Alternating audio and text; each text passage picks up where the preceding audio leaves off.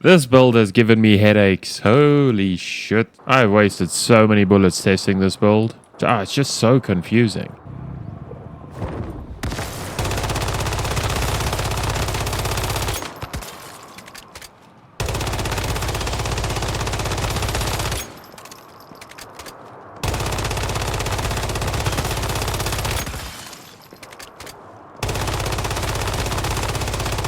For gear that is only calibrated +4, the hat's not calibrated, the gloves aren't calibrated, other stuff's calibrated, but yeah, it's impressive. However,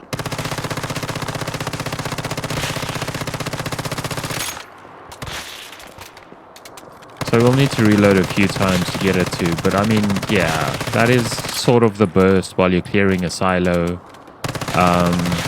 So it bursts, there's 80k. It's amazing. I love it.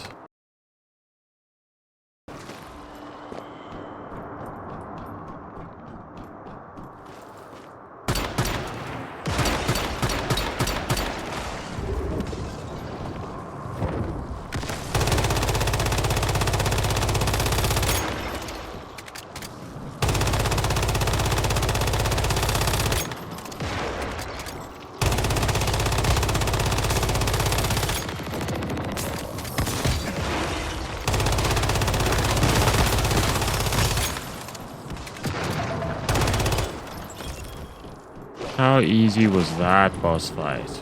Okay, so let's go through the build, shall we? Obviously, you'll be using the M416 Silent Anabasis. On this weapon, I have a rapid shot style calibration because my theory is that, yes, maybe a heavy could do better, a heavy calibration, but if you have a faster fire rate, you have more chances to proc. And as long as you spec into reload speed, which this already gives you plus 40%, you can do a lot of damage with a rapid style calibration. So it would largely be up to you and your playstyle. I do tend to like heavy calibrations because I'm a fan of just spraying bullets downrange. But honestly, on this gun, I feel like the rapid shot just works better. For the support weapon, obviously we'll be using the Wildfire. And you want to use the Frozen Northern Pike. I still don't have it. And now we can't get it in the way of winter, apparently. So I'm just rolling with the stun baton, but I'm not going to use this build, so it's fine. I'm going to be using my Power Surge build. Okay, as for the gear, I just run 4 Shelterer. So hat, mask, top, and pants. And then I'm running the snow camo gloves, of course. And then I'm also running the Renegade shoes, which are labeled as Renegade pants for some reason. But this gives you reload speed, and that's what we really want. So that's fantastic. For your weapon mod, there's really only one choice, and that's Vortex Multiplier. No other mods will do. So you have to have one of these suffix mods. Frost Vortex. Vortex Multiplier, Frost Vortex. And ideally, you want to have Frost Vortex trigger chance on there. That is what will make this build viable. If you can have Frost Vortex trigger chance and Frost Vortex duration, which I think I have a duration one. Maybe it's on my helmet. Anyway, you're gonna want a suffix mod with trigger chance and duration.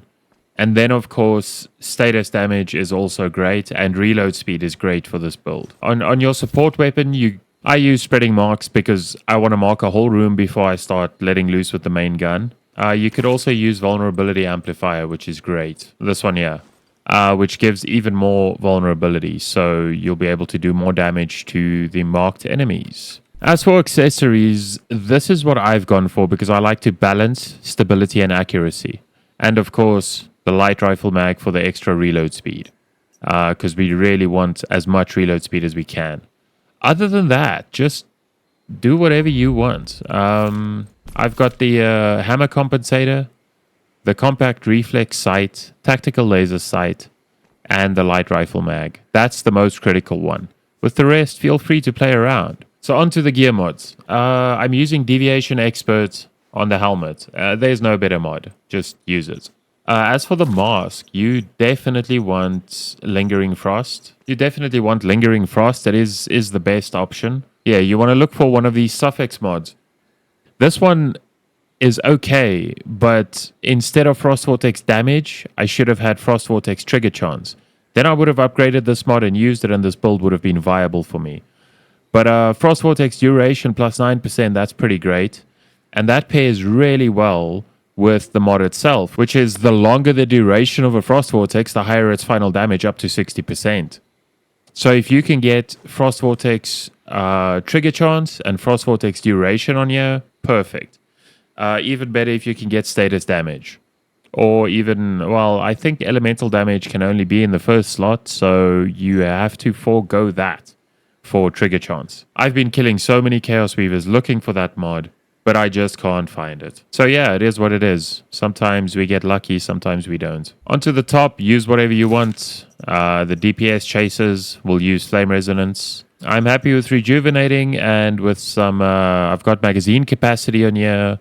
I've got element damage. Damage against normal enemies is always nice. So yeah, status damage would have been fantastic. But we can't always have it all, can we? Onto the pants, and this one, you really have a choice. And I cannot figure out the damage values on these two mods. It's so weird. So you'll want to choose between Abnormal Increase and Precision Charge. If you're going to run a heavy calibration, I highly recommend Precision Charge because you'll get more damage out of it. If you hit the weak spots, you got to make sure you hit the weak spots with this one. If you're running a rapid, Abnormal Increase is perfectly viable, and you definitely want reload speed on this. Actually, you want reload speed on most of your mods if you can, but as always, we don't live in an ideal world, so element damage and status damage, and then reload speed on this one. And then whatever else you want, damage against normal enemies, elites, whatever. Onto the gloves. This is another one where you absolutely have a choice based on your preference.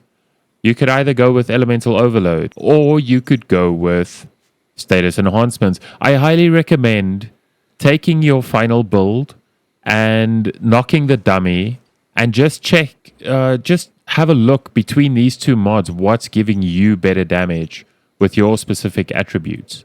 So what you want here as well is elemental damage. I have so many of these resonance mods. I've been testing them out. They don't seem to be that great though. I mean, deal one instance of weak spot damage to get +8 elemental damage.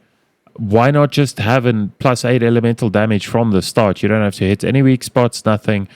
Resonance mods are a waste of time. Don't bother with them. Just grab something like this, upgrade it, get that +8% element damage, and get some status damage if you can. Reload speed, of course, important if you're running the rapid calibration. Finally, on the pants, it's as always the age-old. This is going to be probably for every build ever made, is either slow and steady or covered advance. Whatever you have the better stats on, if you have element damage and status damage, perfect, and maybe a little bit of reload speed, as always, would be great. And that, folks, is the build. It's not that complicated, especially if you're not using Blackstone. If you want to use Blackstone, that's on you. You can, let me show you. You can get one of these. If you are going to run Blackstone and you really do want to get the maximum damage out of this build, you're going to want one of these portable coolers. And here's what it does. Watch my temperature in the top right there. If I turn the cooler on, it lowers the temperature by 20 degrees. That works well with Blackstone. Okay, so as you can see, we've got the cold crystal ore. We've got it running. So that gives us cold resist +5, which is fine. But upon dealing elemental damage, gain 1 stack of warm sensation for 2 seconds. Triggers 1 time every 0.5 seconds up to a maximum of 5 stacks, right? Now, at 5 stacks of warm sensation, the environmental temperature drops by 20 degrees. We need to understand what this cold status damage is. That's at number 3. When the temperature is below 10 degrees, you gain cold status, elemental damage plus 10%. For every additional degree below that, gain elemental damage plus 0.5% up to 20%. It's unclear whether this is a total of 30%, but I don't think it is. I think it's 20%. And then if you get 5 stacks of warm sensation, the environmental temperature drops by 20 degrees. So then you can go all the way up to 40% elemental damage. Sounds great, right? Sounds great. Shelterer, you'll get one stack of deviant energy with each weapon hit, and that'll give you +1 elemental damage, and it stacks up to 20 times. But at 4 pieces, that goes up to 30, which is 30% elemental damage. And you gain 2 additional stacks when you're hitting a weak spot. So you're only not running at optimal damage for like the first few bullets of your mag if you're hitting weak spots. And plus this 8%, 38% total elemental damage.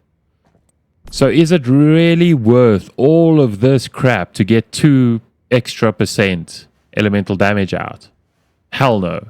This is stupid, and it's a stupid set, and if they wanted to make it so much effort to fulfill all these conditions, they could have made it up to like 50 or 60%. That might have made it worth it. But no, man, just run Shelterer. You lose 2%. It's negligible. Okay, and with that out of the way, and my rant about the stupid Blackstone set all done, what are we doing next? Ah, the Cradle. Yeah. So the Cradle for this build, anti-void, tactical combo as always. Status enhancement is great. Lone Walker, all side by side, depending on whether you're in a team or not. The side by side is great because less durability loss on your gear is freaking awesome. Sustained suppression, definitely a must-have for this build. Steady hand, you could go with this if you're going to be marking targets. It's an extra 20% weak spot damage, which is always good. Yeah, then you've got your Frost Sense, which doesn't quite work the way it says it works here, but I'm just not going to get into that now. And then you've got the Bounty Hunter, which, yeah, that's extra weapon damage, which on this gun is not bad. And that's about it. That's how I set my Cradle up. You can set up a little bit differently. The critical ones are Anti-Void, Status Enhancement, Sustained Suppression, and Frost Sense. And I mean, tactical combo, why wouldn't you? You know? So apart from those 5, you can just pick whatever you want here. And yeah, it's up to you and your playstyle. This is a nice one. Summons 30% max HP shield when you summon a deviation. If Haze is anything like Leia, that's probably going to come in handy there.